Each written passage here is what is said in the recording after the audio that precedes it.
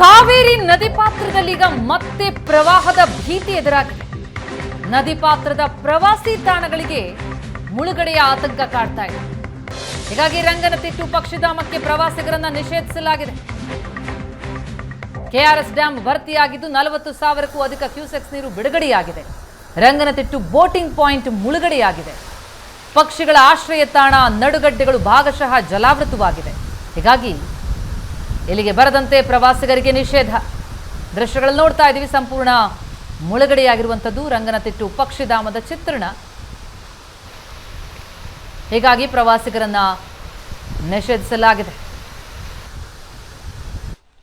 KRS ಜಲಾಶಯ ಈಗಾಗಲೇ ಸಂಪೂರ್ಣವಾಗಿ ಭರ್ತಿಯಾಗಿದೆ. ಇದರ ನಡುವೆ ಕೂಡ ಕಾವೇರಿ ಜಲಾನಯನ ಪ್ರದೇಶದಲ್ಲಿ ಮತ್ತೆ ಮಳೆ ಚುರುಕುಗೊಂಡಿರತಕ್ಕಂಥದ್ದು. ಇದರಿಂದಾಗಿ ಭಾರಿ ಪ್ರಮಾಣದ ನೀರು ಕೆಆರ್ಎಸ್ ಜಲಾಶಯಕ್ಕೆ ಹರಿದು ಬರ್ತಾ ಇದೆ. ಆ ಕಾರಣಕ್ಕಾಗಿ ಕೆಆರ್ಎಸ್ ಜಲಾಶಯದಿಂದಲೂ ಕೂಡ ಅಷ್ಟೇ ಪ್ರಮಾಣದ ನೀರನ್ನು ಹೊರಗಡೆ ಬಿಡಲಾಗ್ತಾ ಇರ್ತಕ್ಕಂಥದ್ದು. ಇದರಿಂದಾಗಿ ನದಿ ಪಾತ್ರದಲ್ಲಿರ್ತಕ್ಕಂಥ ಪ್ರವಾಸಿ ತಾಣಗಳು ಮತ್ತು ಧಾರ್ಮಿಕ ಸ್ಥಳಗಳಲ್ಲಿ ಈಗ ಪ್ರವಾಹದ ಭೀತಿ ಎದುರಾಗಿರ್ತಕ್ಕಂಥದ್ದು. ಸದ್ಯ ನಾನೀಗ ಶ್ರೀರಂಗಪಟ್ಟಣ ತಾಲೂಕಿನ ರಂಗನತಿಟ್ಟು ಪಕ್ಷಿಧಾಮದಲ್ಲಿದ್ದೀನಿ. ಇಲ್ಲಿನ ದೃಶ್ಯಗಳನ್ನು ಕೂಡ ನೀವು ಗಮನಿಸಬಹುದು.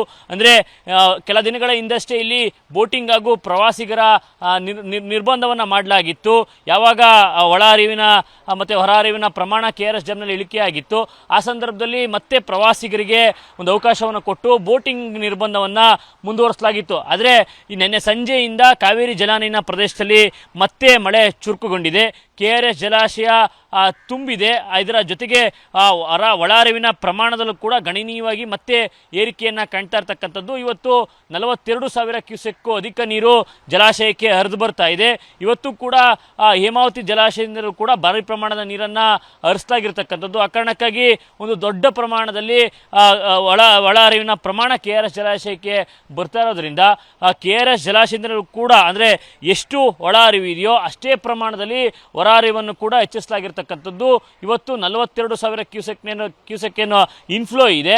ಇವತ್ತು ಅದೇ ಅಷ್ಟೇ ಅಂದರೆ 40,000 ಕ್ಯೂಸೆಕ್ ಔಟ್ಫ್ಲೋ ಅನ್ನು ಇದೀಗ ಜಲಾಶಯದಿಂದ ಕಾವೇರಿ ನದಿಗೆ ಬಿಡಲಾಗ್ತಾ ಇರ್ತಕ್ಕಂಥದ್ದು. ನೀವು ದೃಶ್ಯಗಳಲ್ಲೂ ಕೂಡ ಗಮನಿಸ್ಬೋದು. ರಂಗನತಿಟ್ಟು ಇರ್ತಕ್ಕಂಥ ಕಾವೇರಿ ನದಿಯಲ್ಲಿ ಆ ನೀರಿನ ಸೆಳೆತ ಕೂಡ ಬಹಳಷ್ಟು ಹೆಚ್ಚಾಗಿದೆ.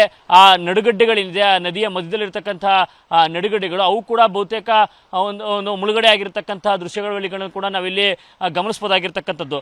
ಆ ಕಾರಣಕ್ಕಾಗಿ ಒಂದು ಬೋಟಿಂಗನ್ನು ಕೂಡ ಈಗಾಗಲೇ ನಿರ್ಬಂಧವನ್ನು ಮಾಡಲಾಗಿದೆ.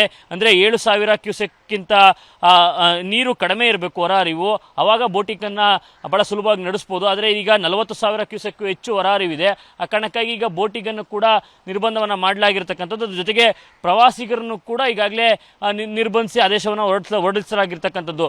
ಆ ಕಾರಣಕ್ಕಾಗಿ ಇವಾಗ ಕೆಆರ್ಎಸ್ ರಂಗನತಿಟ್ಟು ಪಕ್ಷಿಧಾಮದಲ್ಲಿ ಒಂದು ರೀತಿ ಪ್ರವಾಸಿಗರಿಲ್ಲದೆ ಒಂದು ಖಾಲಿ ಆಗಿರ್ತಕ್ಕಂಥ ದೃಶ್ಯಾವಳಿಗಳು ಕೂಡ ನಾವಿಲ್ಲಿ ನೋಡೋದಕ್ಕೆ ಸಿಗ್ತಾ ಇರ್ತಕ್ಕಂಥದ್ದು. ಒಟ್ಟಾರೆಯಾಗಿ ಹೇಳೋದಾದರೆ ಒಳ ಹರಿವು ಎಷ್ಟು ಪ್ರಮಾಣದಲ್ಲಿ ಕೆಆರ್ಎಸ್ ಜಲಾಶಯಕ್ಕೆ ಬರ್ತಿದೆಯೋ ಅಷ್ಟೇ ಪ್ರಮಾಣದಲ್ಲಿ ಹೊರ ಹರಿವನ್ನು ಕೂಡ ಹೆಚ್ಚಿಸಲಾಗಿರ್ತಕ್ಕಂಥದ್ದು.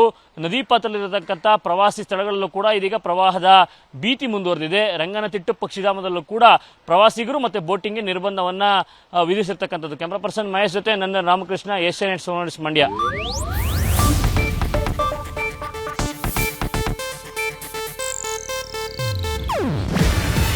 ಇದು ಏಷ್ಯಾನೆಟ್ ನ್ಯೂಸ್ ನೆಟ್ವರ್ಕ್ ಪ್ರಸ್ತುತಿ. ನೀವು ನೋಡ್ತಿದ್ದೀರಾ ಏಷ್ಯಾನೆಟ್ ಸುವರ್ಣ ನ್ಯೂಸ್.